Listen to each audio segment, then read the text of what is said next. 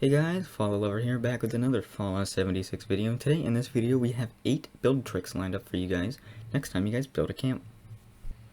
So this first trick I have to show off here is how to get any door you want, basically in any door frame you want. So if you have a favorite door but it just doesn't snap into place, all you have to do is just build a regular door, go to the build menu and replace it, and you can have any door you want in any door frame, even if it fits. This is one of my favorite tricks to use because there's some really cool doors that just don't fit door frames, and you could basically say, no, it fits now. So honestly, if you've not used this trick, I recommend you do, because this is a really nice one. You can get any door you want anywhere. This next trick I'm going to show you is how to get double-sided walls. So if you want wallpaper on both sides of the walls, all you have to do is place down a door frame, and in the build menu, if you have another snappable foundation or floor piece, you can turn it around and snap it to the other side. And when you're done doing that, you can just take the wall and replace it back with, well, the door frame and replace it back with a wall. And with that, you're able to place wallpapers on both sides. So if you want a wallpaper on both sides, or even if you just like the look of a wall, all you have to do is this simple little technique and you can do basically whatever you want with the wall. This next trick is a bit of a build off of the last one. So if you want to double side walls, but you want to get a little more interesting, you can actually use a garage door. And with the garage door, you can actually use it as basically a, I guess, defense wall. So you can have the entrance and maybe a window, but then if you power up the garage, it'll open, and so you can basically, if you don't want to use a regular door, you could kind of get an interesting thing with this. Now I figured I'd show this one off because I actually use this one sometimes, and it's actually a really cool one. So if you're making like a store, or I guess maybe if you want to do a mall outlet, this works really good. And that is basically where I learned to do it, when I was making mall outlets one time.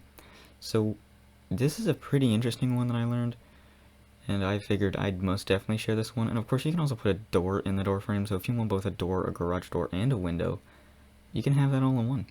And it's a pretty cool one. So if you want to have your store behind it, and maybe put a lever next to it so you can open and close it at your own will, you can put it there, so if you're getting it max caps, all you have to do is just flip that so no one can get in there.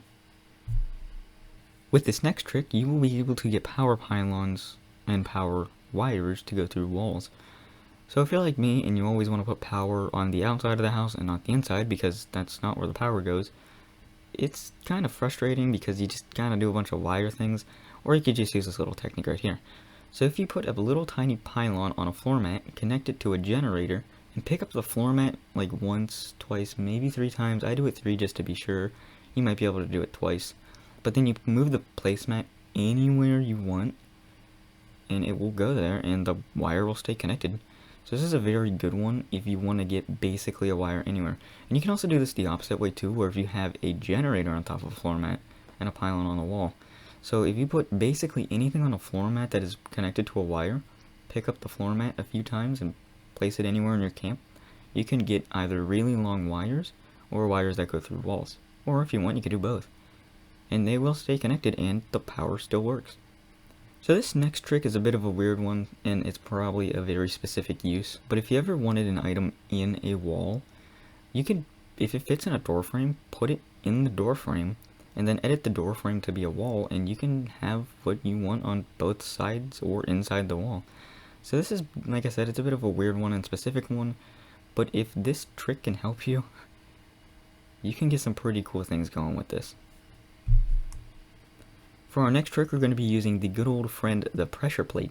So with this one, if you put an item on the corner of the raised part of the pressure plate, pick it up and place it back down, you can sink anything on top of it inside of the bottom object.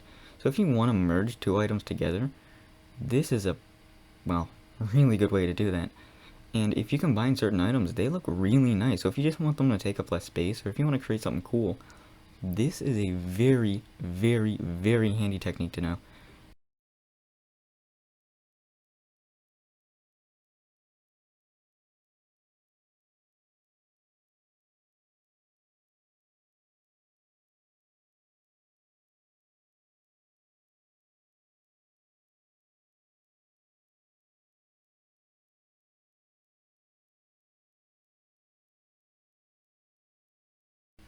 Building off of the last technique, with this one you can actually use the same technique to build actual functioning shelves. So you can't put things directly on the shelves, but obviously in this game there's workarounds to that. So if you do the same technique that we just showed off, you can merge things into the shelf, and since it's a shelf, it actually doesn't look merged, it looks completely natural. So this one, if you want to put something on a shelf or in a shelf, you can get some very nice display cases with this. For our last technique, we're going to be visiting one of the most classic techniques in Fallout 76, and this is the under the map one. So if you ever wanted to build under the map, or you didn't even know it was possible and now it sounds interesting, if you put a base, an electric chair, or the overseer's chair, I've never tried this with an electric chair personally, but that one I have heard works, you can take the floor map and you can put it on a ladder or a staircase, pick up the top of the staircase and snap it to the foundation, and as long as the little tiny top of whatever the chair you choose is sticking out of the ground, you can sit in the chair and you'll be teleported basically under the map. And if you do this where there's areas with water, you can get some pretty interesting combinations of camp things there. But this is a very nice one, so if you just want to add a new dimension to your camps, this is a pretty fun one. Or even if you just want to get a nice view onto the map, there are some really interesting locations that can have some pretty weird looking areas under the map. So this video was definitely on the shorter side, but I just wanted to throw 8 little build tricks out there, so that way you can get your camp looking just a little better if any of these helped out. And with that being said, I'd like to wish all of you guys a wonderful day.